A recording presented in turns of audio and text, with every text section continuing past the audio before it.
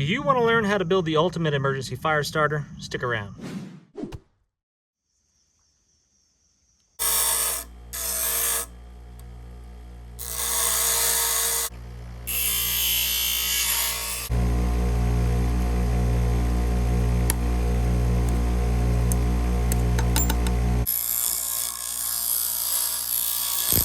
Hello friends, welcome back. Today we are going to make the ultimate fire starting kit right here with these supplies on the table. The Bic lighter has always been, well maybe not always, but predominantly been my go-to fire starter. It works just about every stinking single time, without question, without fail. The fuel in them lasts a long time. Without any modifications whatsoever, you could throw this thing in your pocket and it would work for a really, really long... Oh, ask any smoker out there. They'll tell you the Bic lighter is the way to go. They're inexpensive. They're easily replaced at pretty much every convenience store around the world. And they are just basically the way to go if you want a guaranteed fire source. A lot of bushcrafty type people, survival experts out there will tell you that a ferro rod, maybe even a much bigger one than this one, but a ferro rod such as this one is the most reliable because it will work even when it's wet. But with a ferro rod like this, you need some sort of dry tinder, whether it be some sort of natural material like this cotton or a man-made tinder, whatever. It has to be dry and has to be able to be ignited really, really easily with just a spark. It's not ever going to be as easy to start a fire with a ferro rod as it is with an open flame from a Bic lighter like this one. Now, some people will say, hey, what if the Bic lighter gets wet? Then it's rendered useless. I'm telling you, I've done it plenty of times. If you get a Bic lighter wet, soak it in the water for a long, long time. You can dry it out within just a few minutes and get it working again. It's not really that difficult to do. Pretty much every time I put it in my pocket, I give it a little shake. And I listen. I don't know if you can hear that. And I listen for the fuel inside of it. If it sounds like it's got plenty of fuel, I keep rocking it. If it sounds like it's getting kind of low, I will throw it into a bin of used lighters that I use just around the house for burning trash and stuff like that, burning paper products, or starting just the bonfire at the house.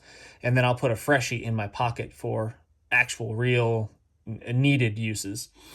But anyway, let's get started here. So I'm going to build the ultimate fire starting kit using this Bic lighter, a ferro rod just in case, because there is a chance that this could run out of fuel, and that small spark that you're getting, because it does have a tiny ferro rod inside of there, and that's what creates the spark. But if for some reason that was to get damaged or whatever, it gets wet and it's not working immediately, you could always use a ferro rod like this one that I'm going to attach to this. And now you need some sort of striker. And I found this stainless steel ruler that I've cut down, grinded down, and I've made it the right size that I want. And now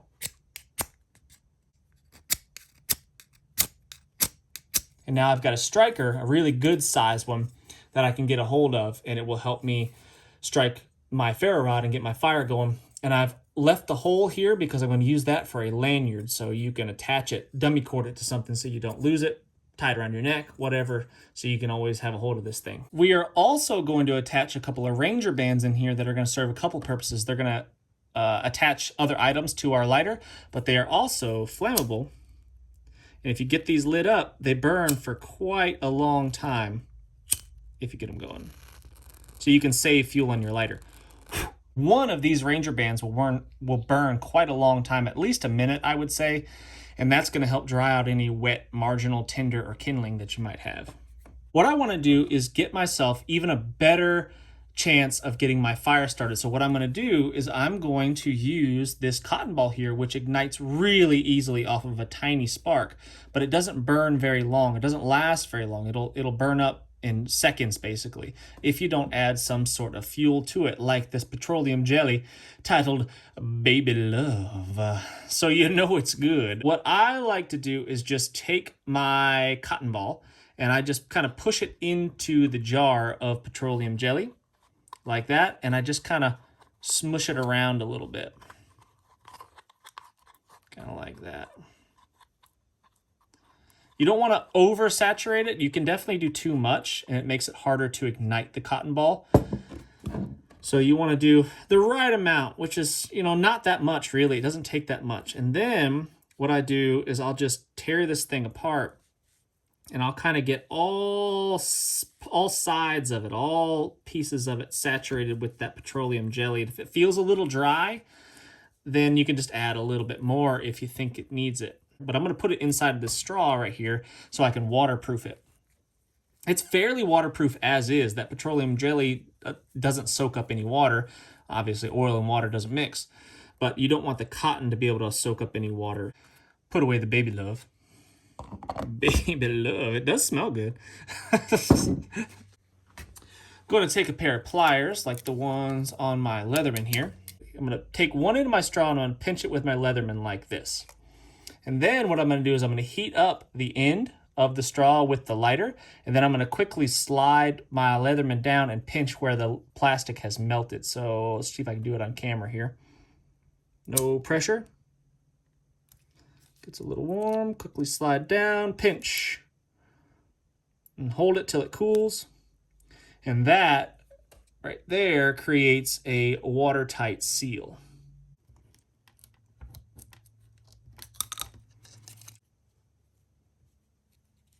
And I'll just start feeding it in there. Like that. If I can get the whole cotton ball in there, I will. Like that.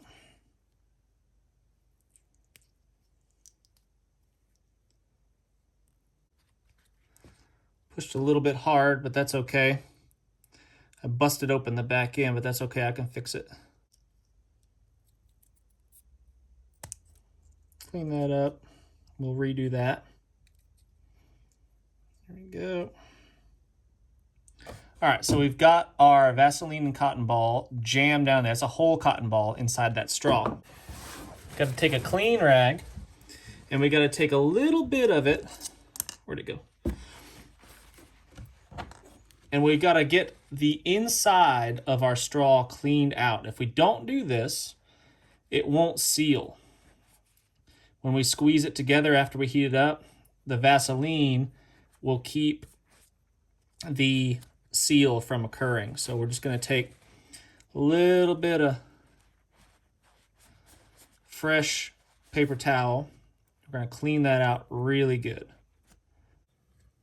All right, so we've pinched off the ends of our little case here. So now we've got a waterproof plastic case that contains one cotton ball soaked with Vaseline. Not soaked, but penetrated with Vaseline. And now we will have a fire starter ready to go. And I'll show you how to use this thing here in just a little bit. I want to have a lanyard hole right there for my lighter.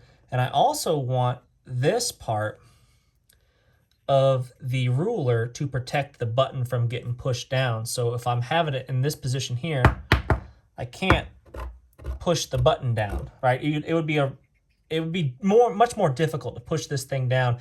So that was my idea there, and we'll see how it works. Let's make ourselves a lanyard with some of this bank line here. I forget what number this is, but it's about a 150-pound test. So we want enough to make ourselves a lanyard that's long enough to go around our neck, and we can wear it hands-free if we want. Because one of the rules that I generally try to follow is you don't put your fire starter or your knife on the ground. As soon as you're done using it, as soon as you get your fire lit, you put it around your neck, you put it in your pocket, put it in a sheath, whatever. This, sitting above my shelf, just caught my eye. This was my papa's knife. I bought this for him. I think I bought it for him for his birthday. He was always carrying around these cheap Chinese knives because he just didn't, he used and abused them all the time. So I went out and I bought him with my money when I was just a kid. I went out and bought him a Made in America knife, a Craftsman knife, and he sharpened the thing to heck. So the blade used to look quite a bit different, but he sharpened it a lot. So that was my papa's knife, and that's a precious one right there. It stays on the shelf. I don't really take it out anywhere. But anyway, so I'm going to use it to cut our cordage here. Man, I like that little knife. So let's go ahead and lanyard up our ferro rod here. And now maybe we slide this ferro rod up underneath the Ranger band, like so. Take the lanyard through the eye of our ruler there, our striker, and then we'll half hitch that off, like so.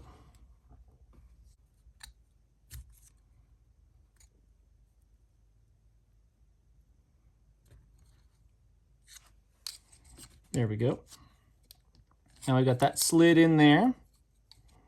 Let's move it around to the back side here. Fit in that groove. Like that. Take this through here.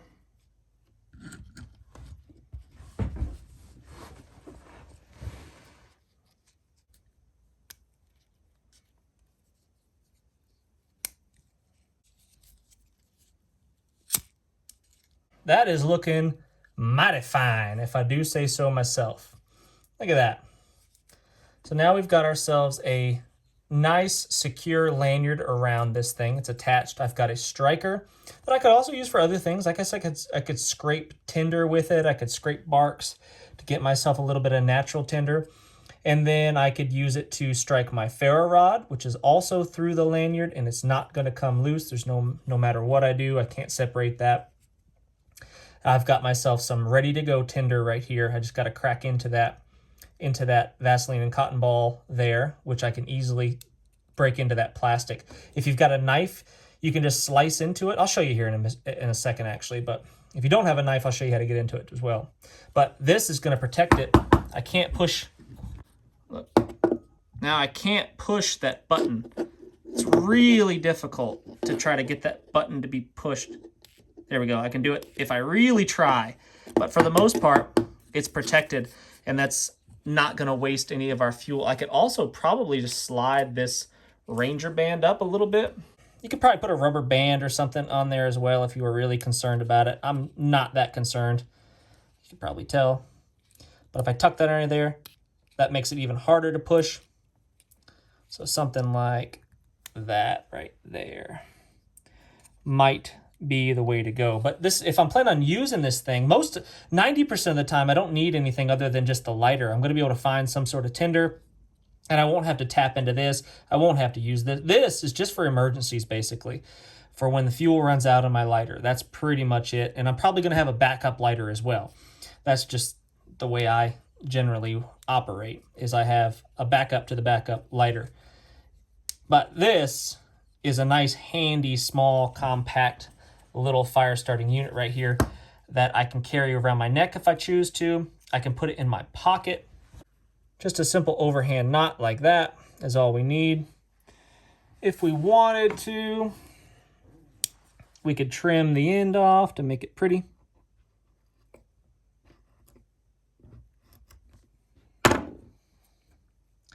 Like that. And then what we could do is we could dummy cord this through like a belt loop or around your belt like that. Take it through the belt loop, stick it through, and then we can't drop the thing. See that? That's really secure. I could stick that in my pocket, and there's no way that I'm going to lose that thing. I mean, it'd be really difficult to separate all this. It'd be difficult to separate the lighter from the rest of this. And even if it happened, I would still have the ferro rod and the striker here ready to go if I should need it, even if the lighter should disappear and the tinder should disappear for whatever reason, but I don't think it could. And because I want to be able to easily access it, I'm not going to put duct tape. I was thinking about putting duct tape around it just because it's good for fire starting and it would help hold everything secure, but I want to have it easier access, and I think these Ranger bands are the way to go. I can use it as is just a lighter. Look at that. Oh, one thing I forgot to do. Forgot all about it. If you want your lighter to work when you really need it, make sure that you get rid of this little dumb child safety thing right here. Get rid of that thing. Pull that out. Get rid of that. That way it's much easier to strike this thing if you've got cold, numb fingers.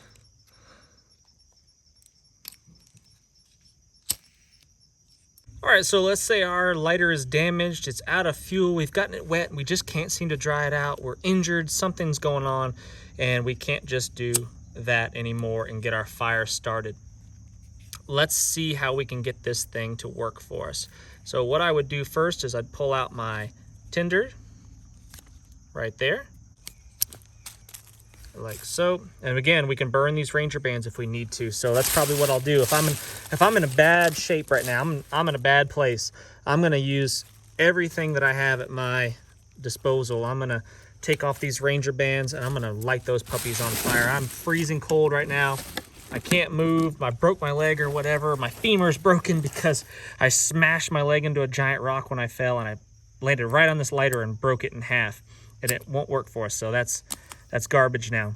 Although you can burn the paper label on the back. Use your scraper to scrape that off. Save all that.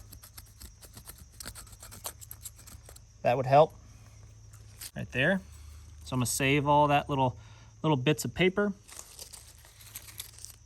Maybe I'll put it on my leaf here.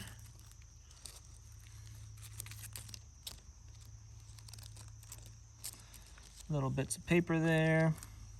You could also scrape the plastic of the lighter, which will burn, and it lights really easily too. You could actually ignite that with the ferro rod pretty dang easily. So just as an example, I can get myself some shavings here, collect it onto my leaf. I'd obviously want a whole lot more than that, but I think you guys get the point. That stuff right there is super flammable.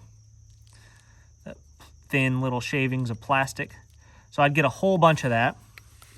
I'd have my Ranger bands that are ready to burn. I'd have this that's ready to go, and I could probably just crack into that without having to bite it.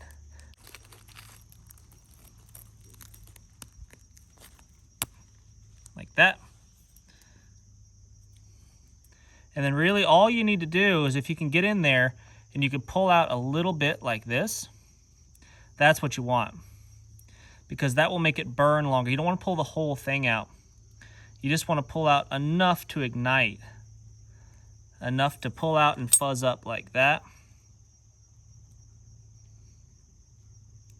Fluff it up,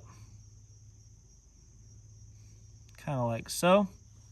If you've got this on a lanyard, it makes it a little bit easier. You can kind of wrap it around your finger like so and get it nice and tight.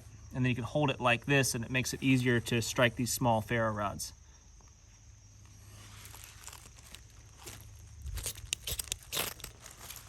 Just like that. And now this is going to burn for a long time just by itself like that. That Vaseline and cotton balls, the plastic of the straw will burn as well. And that's going to burn a long time. So what I'll do is I'll just add all my stuff to it. I'll throw those Ranger bands on there.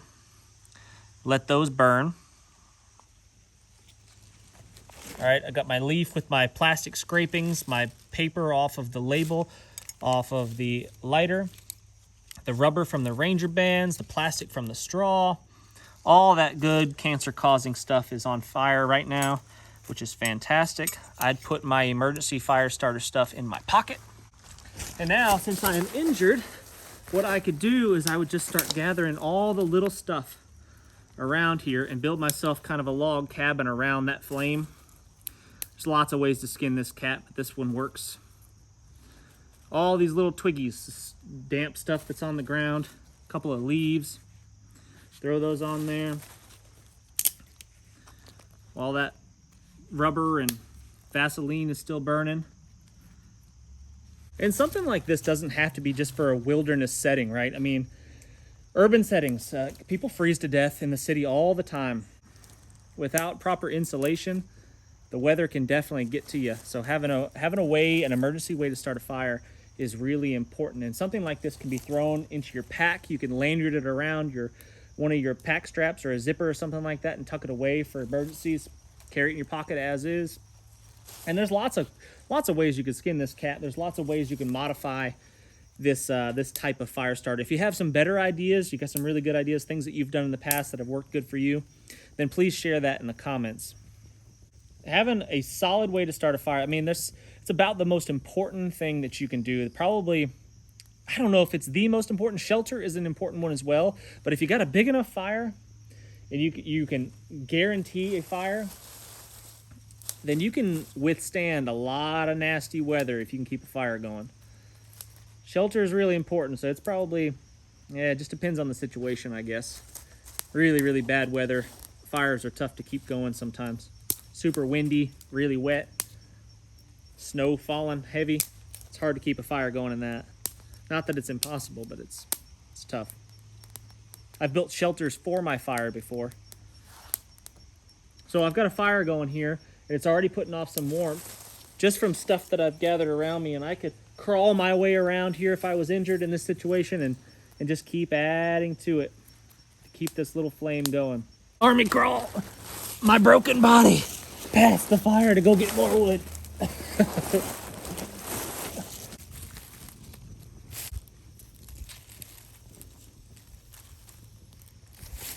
All right, friends, thanks so much for watching. Really appreciate it. Hit that thumbs up, subscribe if you haven't done so already. Leave us a comment. Any comment will do. If you don't feel like talking about fire starters, that's fine. Let's talk about your favorite place that you've ever visited. Where have you gone on vacation or whatever and thought, man, this place is where it's at. See you next time.